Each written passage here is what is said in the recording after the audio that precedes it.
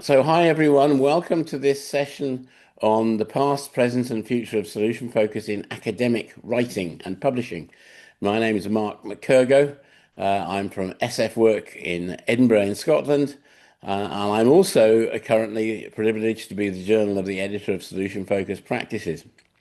Um, so, what we're going to do, let me just give you a little outline of the session, if you'll just bear with me.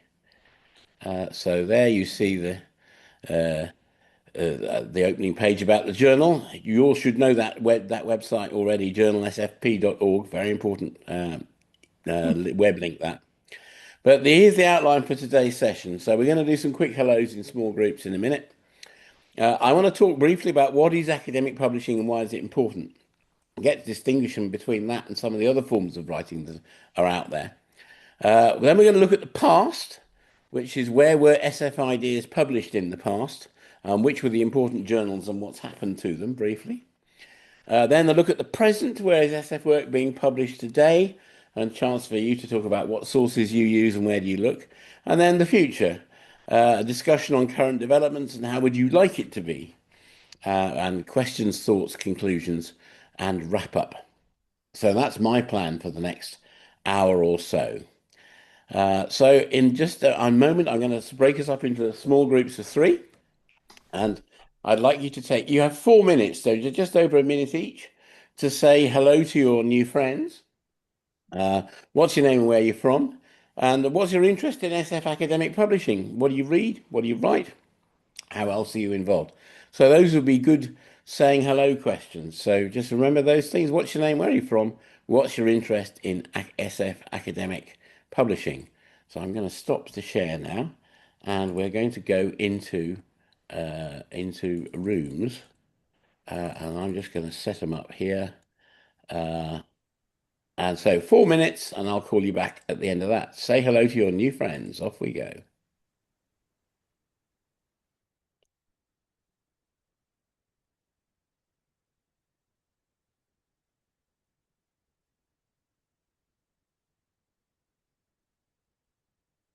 What are you?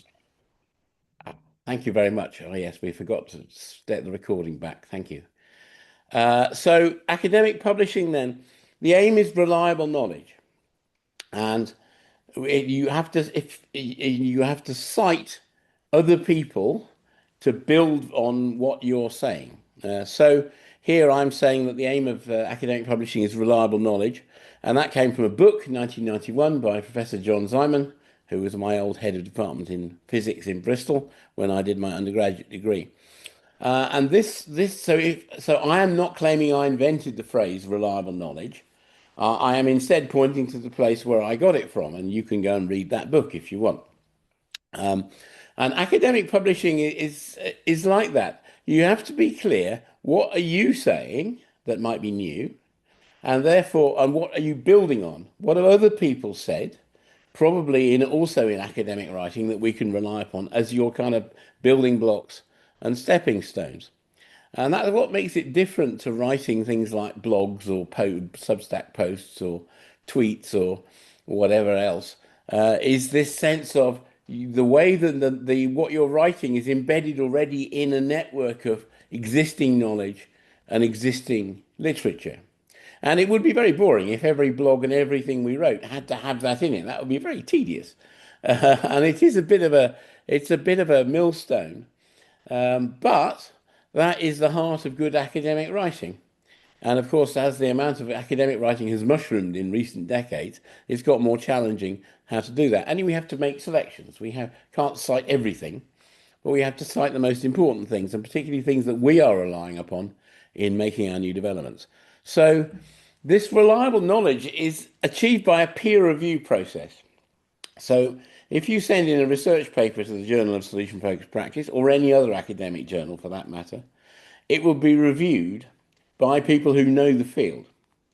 And it's called peer review because they should be kind of on a level with the author, at least.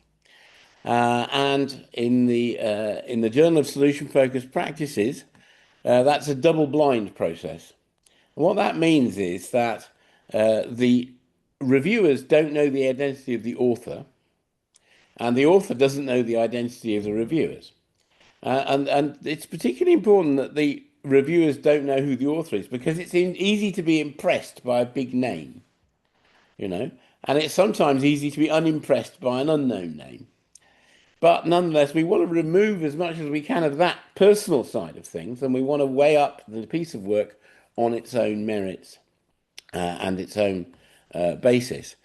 And so the peer reviewers come from the editorial board of the journal, the editors, other trusted friends and colleagues of ours, and at least one of them should really know the particular bit that's being referred to. So, for example, we're just about to publish a paper which is which is a review of literature of research on SF in education. And we had two peer reviewers. One was a research expert and one was an education expert. And they both came up with different points. And so what happens is the peer reviewers send their feedback. In a solution-focused journal, of course, there's quite a lot about what you like about it, but there's also, is anything wrong with this? What could improve it? And that goes to back to the authors, and the authors have to make a response. They don't have to take on board everything, but they should be able to justify what they're saying. And if they don't take something on board, they should have a reason for it.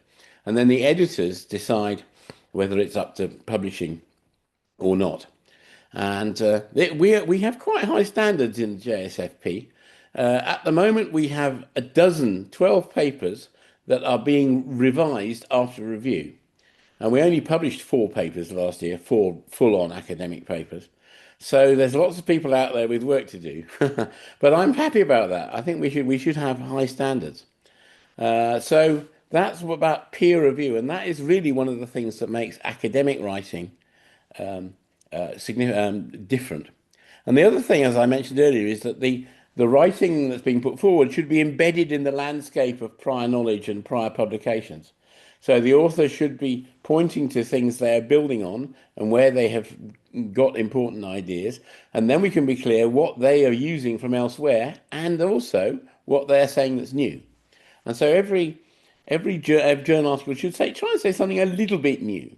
Now, it doesn't have to be enormously new. It might be, oh, I tried this in this particular situation and here's what happened. It might be a literature review I just mentioned, and that's pulling together a lot of stuff in a new way. So it might be a case, it might be an idea for a technique that you've tried out and you want to and you've got some feedback on, all sorts of things. But you should be putting in the prior knowledge and publications that you have done, because that's partly what shows the readers that you understand your stuff. Yeah, there is an element of academic showing off about it. Look at how many things I can cite. There is that. I give you that. But it's important that we demonstrate how rooted we are in the field by being able to cite and know about other people writing in the same area, and whether we agree with them or we don't agree with them or whatever, we should be listing them. So you have to be clear about what's original of yours and what's built from elsewhere. And that's one of the things that with beginning writers, often they don't quite have that idea. They write their idea, but then I go back to them and say, look, you've got to put a bit more around this. You've got to show, where did you get it from to some extent. And the point about this reliable knowledge, it builds up into a big, big, big pile of stuff that can and should be used to build forwards. And so as we make new developments, we should be making them in acknowledgement of and response to previous academic writing. So the purpose is not just to build up a huge pile of pile of old journals. The point is that this stuff should be used and cited. And that's an important factor we'll come to in a minute about what makes a good journal. These days, if you're working in a university or a college, publishing is part of your job's responsibility, I suspect, and therefore academics they want to publish, and that's kind of good for us in a way because it means they're looking to put stuff out there in the academic world, and because of that, there are also so many journals these days that it's almost impossible to keep track of them. And I'll come up with ideas of how to keep track a bit later on. And for the field, academic writing develops credibility. Um, and so if people who are working in universities will look to see what is the academic writing in this field? Is there any? If not, then alarm bells start to ring. If there is, well, good. How good is it? And uh, so we develop credibility by having this research and that's written up in this kind of quite structured way, but also it draws in academics to write in our field as well, which is an important thing. And not all peer-reviewed journals are equal, unfortunately, in the eyes of academia. So, the Journal of Solution-Based Practices, even though it's been running for 10 years, is still quite new. But we're steadily building a profile. And the things that matter in that profile are impact, quality, and reputation. And impact is important, particularly at how many times do your papers get cited in other places and by other people. Because if your papers are cited by lots of people, then you have a high impact. And so if you're doing academic writing, it's really important to cite other SF papers, particularly from our journal if you can, but from elsewhere too, because it not only does it make your publication look good, it helps the whole field and the journal to begin to get credibility and a reputation for good quality. So that is my thoughts on what is academic publishing. So before, just have a little pause now. Are there any questions or comments or thoughts about that before we move on to the next thing?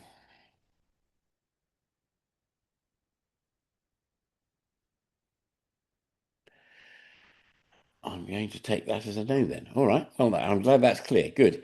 Let's go back to the slides. We're now going to look at the past of solution focused and academic publishing and where were papers published in the past. Well, I went through and I started off, of course, by looking at Steve DeShaze's publishing record. And Steve DeShaze's publishing record is extremely large. Most people don't realize this. He wrote 6 books, many of whom we have still on our shelves. But he also wrote, over the years, between 1974 and 2002, he wrote a total of 76 academic publications, as well as the books. And some of those papers are solo. You see those in the light blue bars. Some of them were joint with someone else. You see those in the grey bars. And you see there that through the distribution, I'll just move this number away again, the distribution and how he was particularly prolific from 1984 to about 1993 and was publishing a good number of papers, book chapters, conference talks every year. So and I think this is a great example because Steve, I made this slide originally for a conference where the theme was "Don't think but observe," and I wanted to make the point that yes, while you're with your client, don't think but observe. But Steve DeShazer was not guilty of not thinking. He thought a lot and he wrote a lot. And and most of these papers are still there. This is the other thing about academic publishing is it's supposed to hang around. There's supposed to be a place you can go and see it, even if it's very old. You can actually go to your library and request old journal articles from 30 years ago, and they have a service where they will get them for you. So even if you don't have it, you can get this stuff. And the point is, it's supposed to sit in a kind of archive and be available, which is another thing that's important about academic writing. So these were Steve DeShazer wrote an awful lot, 76 papers. That's a very good output. Where did they appear, these papers? Well, they were mostly in family therapy journals because when Solution Focus first appeared, and it kind of gradually materialized through from the late 70s through the mid 80s, and Steve was writing in family therapy journals because most of what he and Insu and their colleagues were doing was family therapy. The idea of having one or more clients would come in, a therapist would be in the room, and there was a team sitting elsewhere. In their early days, they were sitting on the stairs in Steve and Insu's house. I understand it. Then later on, they got the premises of the Brief Family Therapy Centre where they were 2 therapy rooms with one-way mirrors where the team could sit in the middle room and actually watch the sessions and give feedback. And that was the standard format of family therapy at the time. So these are some of the places where Steve actually published some of his early papers. The journal Family Therapy, the journal Family Process, which is a very important one. It's a very prestigious journal. And that's where the Death of Resistance paper came in 1984, following 17 revisions, as I understand it. So, and that's kind of the academic publishing game. The reviewers send comments, you respond to the comments. The reviewers have other comments, you respond to those comments. It doesn't usually take 17 goes around. Let me just reassure you about that. But several papers in family process, and they tend to be the more important ones.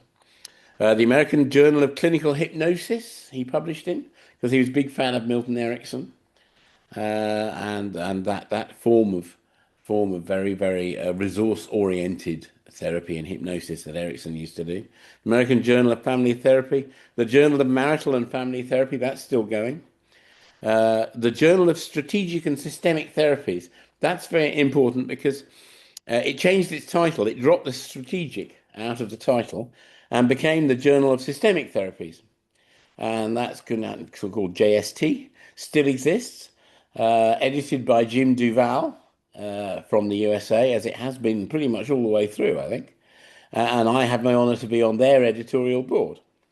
And I just completed a peer review yesterday of a new paper, a very interesting paper, which I hope will be appearing soon. I definitely gave it the thumbs up.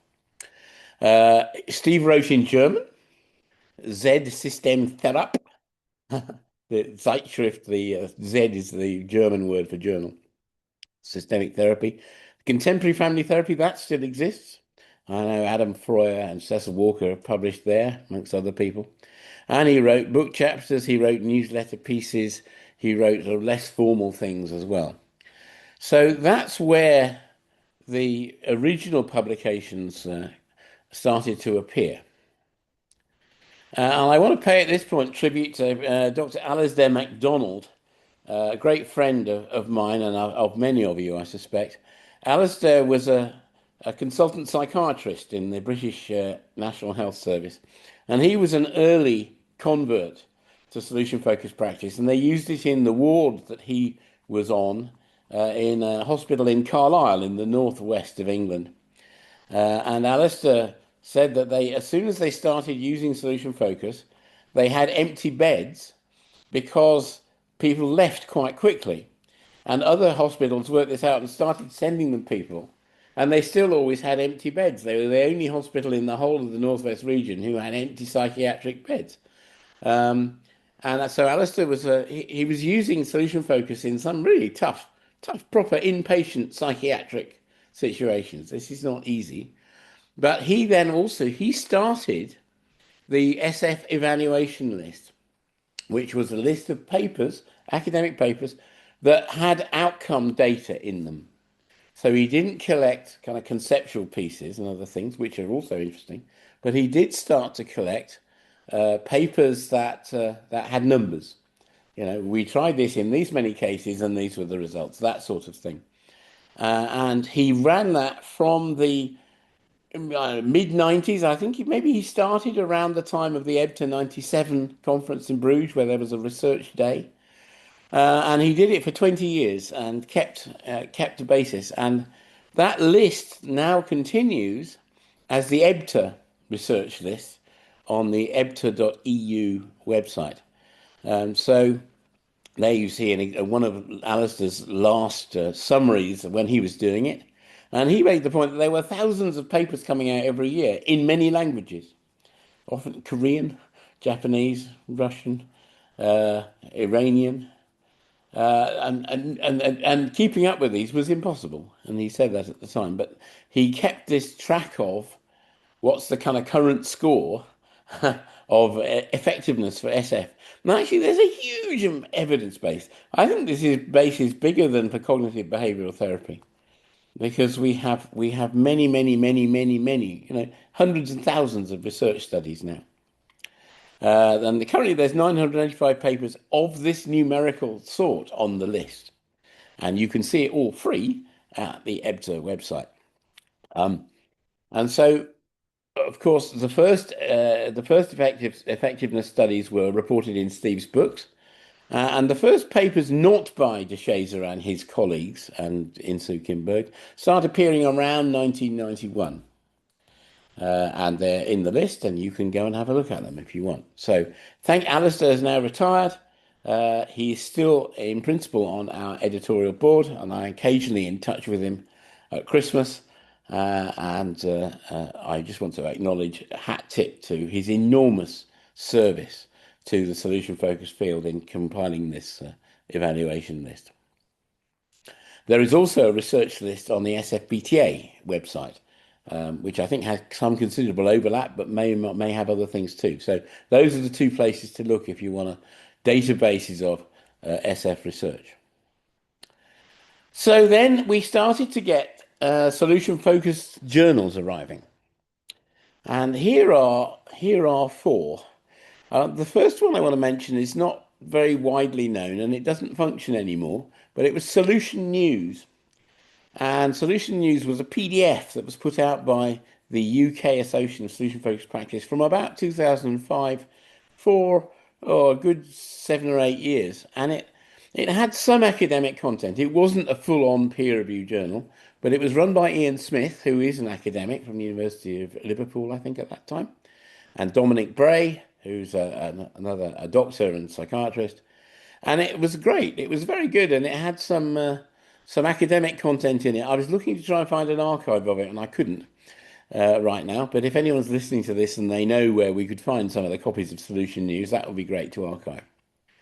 The first proper attempt at an academic peer-reviewed journal was Interaction, the Journal of Solution Focused in Organizations. And that was started by the organization that was called SFCT, Solution Focused Consulting and Training, which was trying to pull together work about SF in organizations. And it ran from 2009 to 2016 in print as well as online. So we actually, some people I know, Anton has on his shelf all 16 issues. It was edited by Kirsten Deeroff, Anton Stellemans, Kerry Glass, and myself.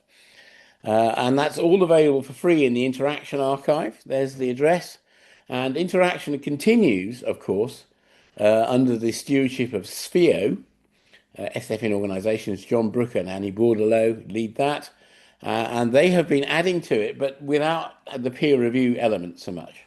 So still good resource, excellent material appears there, but it's not gone through kind of the full peer review process, but it's still very, very worth reading. So keep an eye on that. And there you see the front cover of volume 1, number 1 of Interaction from the days when it was on paper. Then there was, not so well remembered now, the International Journal of Solution Focused Practices, which started in 2013 and ran for about 2 or 3 years. It was edited by Caroline Klingenstierna from Sweden. It was online. It was good quality. I remember being impressed by the quality of it.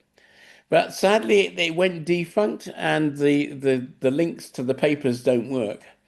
A few people have specific papers on their own websites that were published in the International Journal. Nod to Arnoud Hubers, who has several papers on his website that came from there. So only a few of the papers survive in easily reachable format, and I'd very much like to create an archive of that somehow. So if anyone knows where we might be able to find the stuff, I think there might be a way to do it. There was some of the really, the classic authors of SF stuff, like John Wheeler, for example, published there, and it was good. It was good material. So sorry to lose it, and I'd be interested to try and get it back. And then now we have the Journal of Solution Focused Practices, which started in 2014, founded by Michael Durant. Originally, the Journal of Solution Focused Brief Therapy. Originally, it was published only in print, which were by the AASFBT. I think that's the Australasian Association of Solution Focused Brief Therapy. That group is now called ASFA, the Australasian Solution Focused Association. So the first 3 issues, or 5 issues, were in paper only. And then Michael I found he had taken on a bit too much to chew, I think. And the paper was picked up by David Haynes from Australia, and Sarah Jordan took over as the editor with sponsorship from SF organizations around the world. And then it went online at the University of Nevada, Las Vegas on their digital scholarship platform, and it was now online only. So it wasn't on paper, it was online only, and we had to scan. I did some of the scanning, scanning the original issues to make sure that we could put them online too. So if you look at those original issues, some of them are scanned by me. And then that ran from 2019 to the end of 2022 when Sarah Jordan had to step down. And I took over. I was already the book review editor and on the editorial board. And and the other editors all resigned, and I was the last one standing. So I picked it up in 2023, and the journal became fully independent with an international board, editorial board, and sponsored by 7 or 8 international SF associations, and we still maintain that position today.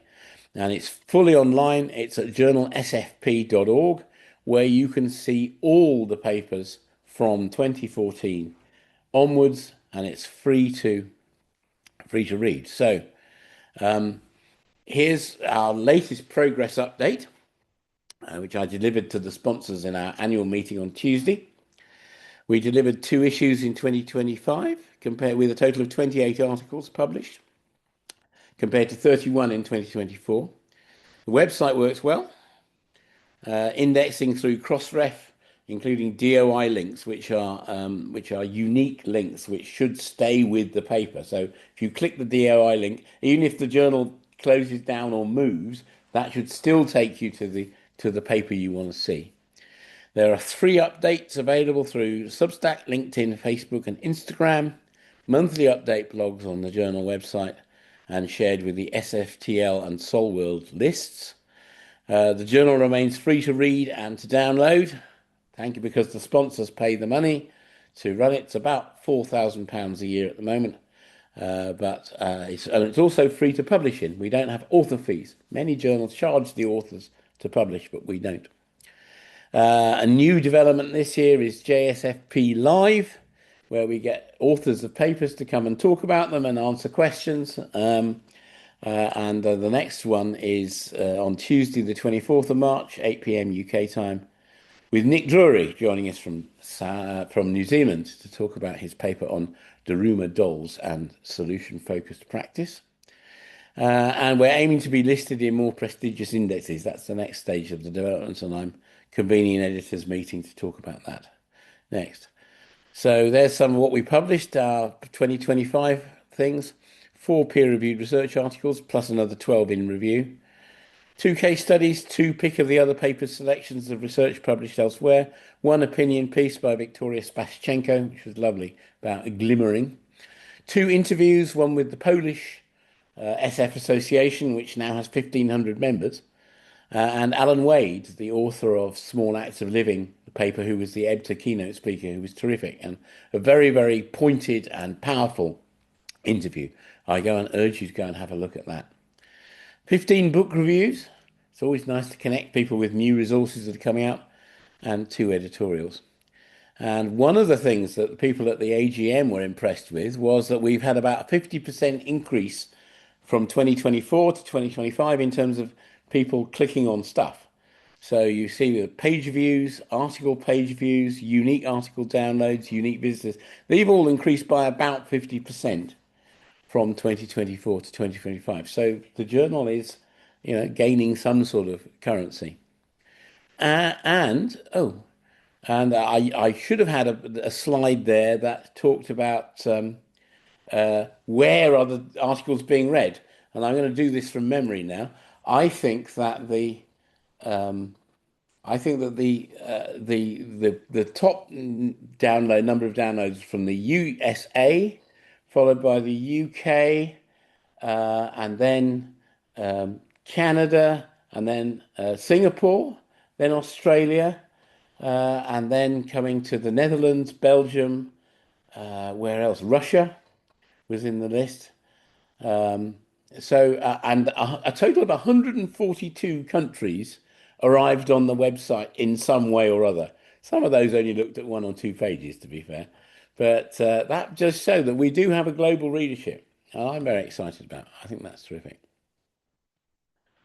And here's what we're after all these sorts of articles. And if you're thinking of writing something, of course, part of my purpose of showing up here today is please do.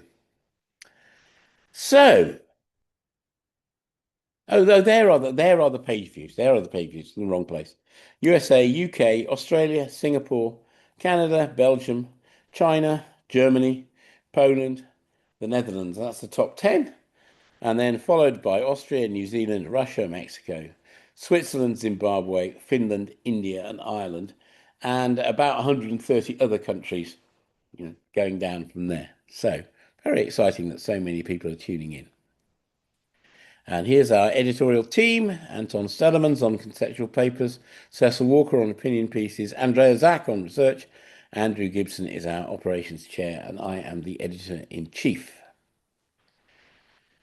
And so where is it? Where else is SF work being published these days? Well, in a vast number of places, because there are far more journals than there ever used to be, and SF is being applied in more fields than ever. That's one reason why we don't see so much in family therapy, because most of us aren't family therapists, to be honest. So I can't write a paper for a family therapy journal. But I just picked these out from the first couple of pages of the EBTA research research listing. Here's some of the places that SF has been republished in the last few months of last year. The Journal of Education Research of Indonesia, Cognitia, which sounds very, very strokey beard, doesn't it? Leadership and Policy in Schools in the USA, Journal in Iran, BMC Primary Care, that's British Medical Council, JAMA Psychiatry, which I think is maybe Indonesia as well, the Family Journal, which is in the US, PLOS One, PLOS One, that's quite a very wide-ranging journal and quite prestigious one. The Journal of Community Empowerment, the Pacific Rim International Journal of Nursing Research, the Journal of Family Therapy, still, again, that was in the first list, so good to see that there, and hundreds more around the world. So the trouble is not having places to publish anymore; it's kind of keeping up with it. And again, tribute to the EBTA and SFBTA people who do help us by keeping track of the research studies, at least that come out. So I'm going to stop the slide share in a minute and open up a discussion. What about the future? I think the issues for us, as far as I can see, include competing for attention because there are so many journals, getting more credibility for the Journal of Solution Focused Practice, indexing, getting it indexed in more places so more people can discover it, raising the impact factor or getting an impact factor to start with, and then increasing it, making it an attractive place for researchers to publish, and that sort of thing. There are so many places to publish these days, and I think the SF world has done pretty well at trying to keep track of it all. But there is so much appearing, and a lot of it's not in English, which some of the places that publish in non-English languages do include an English abstract, which is extremely helpful because you can at least get a sense of what the thing's about. The Iranian journals are very good at this. They publish quite a detailed and extended abstract in English, which gives the actual results of their research as well as what they were doing, which is very, very helpful for us. So how would you like to see things developing? So I'm going to stop the slide share and kind of open it up to anyone who wants to make a point about the future or ask a question. So how would you like to see happening next?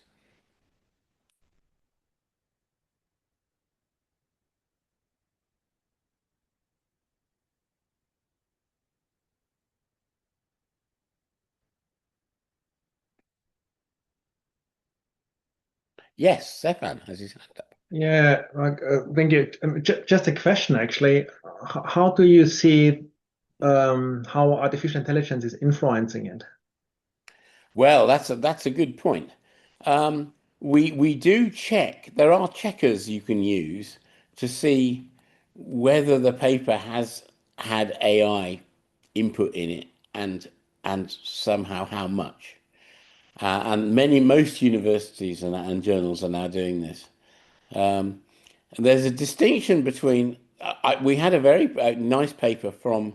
They won't mind me saying their names, Dominic Godat and Elfie Tierney, and I put it into the about microanalysis of leadership trainings that they done, and I put it into the AI checker, and it said, "Oh, there's the AI's had a hand in this." And I went back to them and said, "What's going on?" And they said they used it to polish the English. And I think that's fair. I don't mind. I don't mind using AI to help generate good English, as long as the original stuff you wrote is the basis of it. But we have to be careful. We have to be. We keep an eye on what people send in, and usually it's you can. I have never seen a totally AI paper in our journal yet. But there are definitely people who have used AI to kind of bolster their stuff. And of course, with AI, there is this thing that AI can invent references and citations that simply don't exist. So that is a fairly good way of telling whether there's been something not so good going on. Um, so it's something that we're keeping an eye on. We're keeping an eye on it, but it's not as straightforward as if AI has had any input to this, then we won't publish it.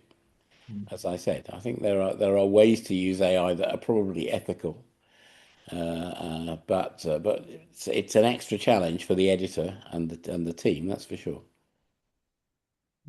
Oh, as Zareen has said, do see meta-relational.ai from so that. Thank you, Zareen. We'll follow that up.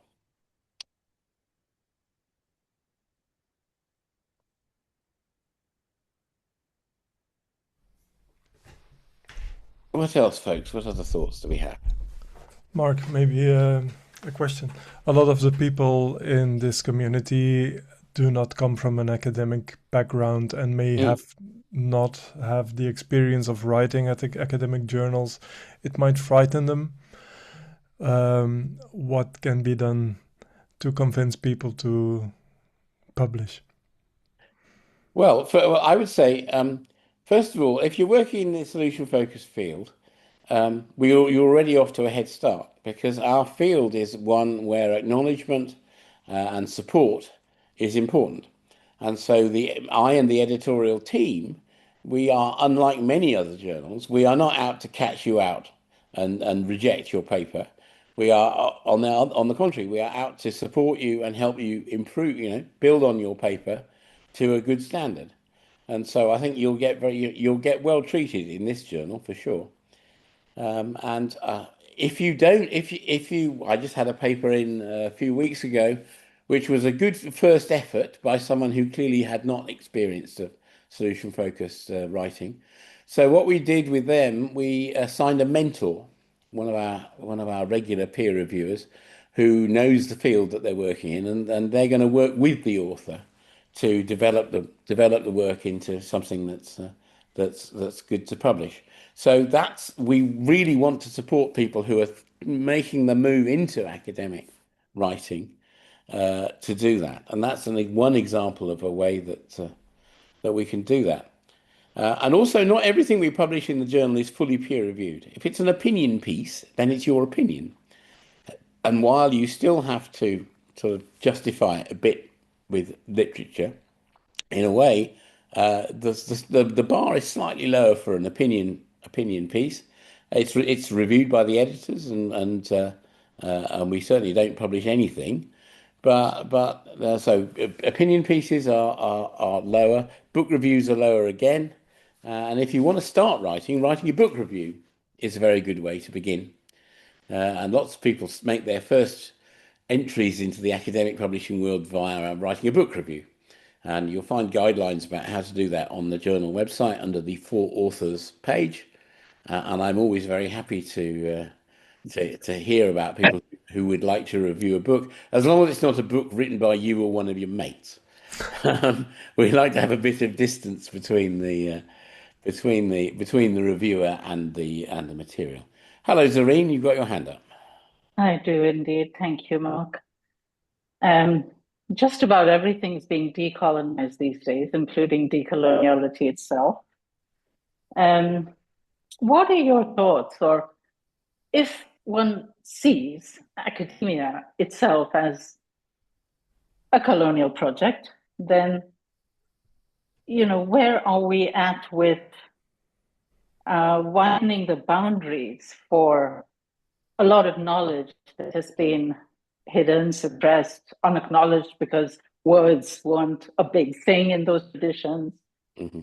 Um, how are we inviting creative submissions? And that's what I'm dabbling with, to express some of my frustrations with the coaching field. And I notice a growing trend towards something called anti-disciplinarity, which is basically asking for really radical collaboration. And indeed, because you are so well connected, and so many of you here, I've been an outlier, I think, in SF for many, many years now. But I'm re-engaging very delightedly. Thank you. Yeah. So, who in SF is talking about some of these things? Our legacies of knowledge and knowing. Thank you, Anton, for the session today. I really feel we need a part 2 and a part 3 on things like that. Where has philosophy come from? There's just so much that I feel can really add richness and depth to our field. And Yes. Thank you, Zareen. That's an excellent point. So we have since the Sarah Jordan period, we have been trying to widen the scope of the journal and be aware of the kind of classic white male thing that goes on. Unfortunately, the whole academic project is based around power of knowledge. And so in the sort of the rules of the game as conventionally written are very much backing up people who can draw references and citations which support their position, and those usually come from other people like them. One of the things that we are doing is to translate materials, abstracts, papers into other languages. So we are very, very keen to, and we have a whole page of translated abstracts and papers that you can access via the website. So and also we take papers, we take work that may have been, we can't publish work that was published elsewhere, but we can certainly comment on it and share it in other languages.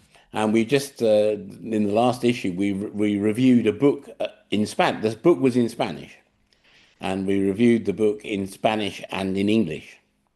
And that's another way of trying to break down some of these language barriers. We are, as I mentioned, we are right behind anyone who wants to step forward with an idea to develop to the level of academic and peer-reviewed success. And if that person comes from another culture, we are very, very happy to work with those people, to read what they have or to talk with them about what they have, to develop that work and to support them to a point where it can be published. I think there's a lot of potential also for other work, other people writing about SF in kind of less academic ways.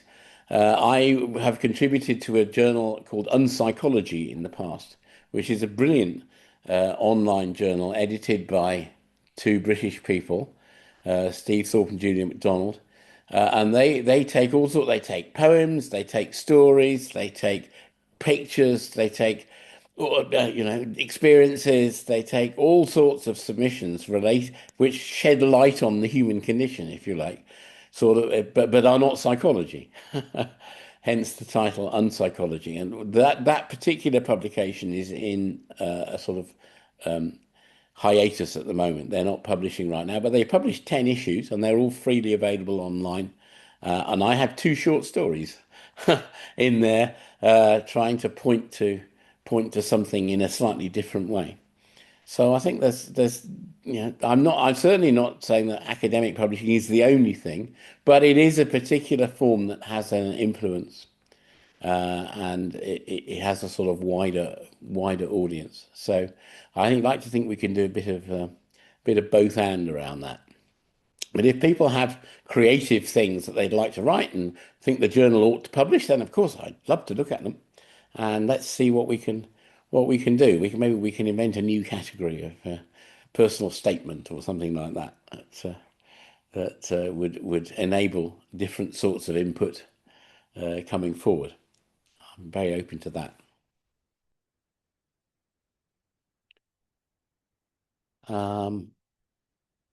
What else for today, folks? We've just got about 5 minutes.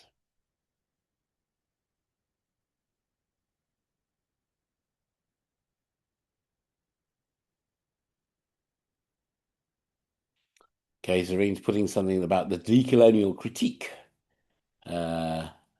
is there. Thank you. I will follow that up as well. Thank you very much. So, what else for today?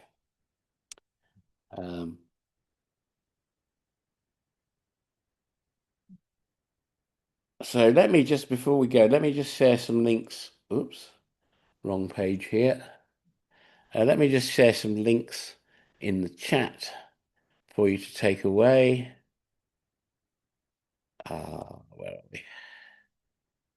So here are some key links about the journal to our pages and where you can find more information.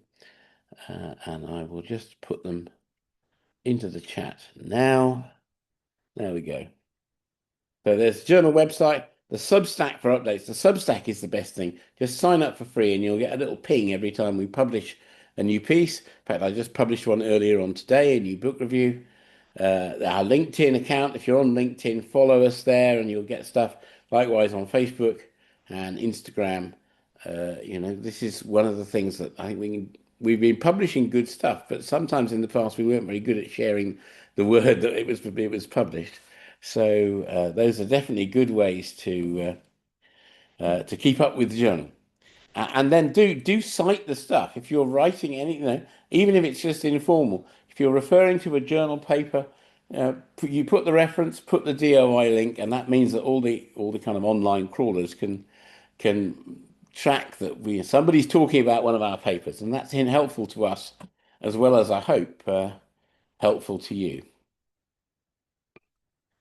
Alrighty, so last chance for anything before we close up the session today. Okay, well, I would like to thank Anton for being my co-host today. Excellent session earlier on, Anton. I hope everyone was at that. This recording will be in the SF24 archive, and I hope that maybe if you're watching it there, you can follow up some of the links. And I hope you've had a good SF24. We've only got a couple of hours to go, and I'm going to stop the recording now and say thank you very much indeed to everybody. Thank you. Great session. Thank you, Mark. Bye. Thanks.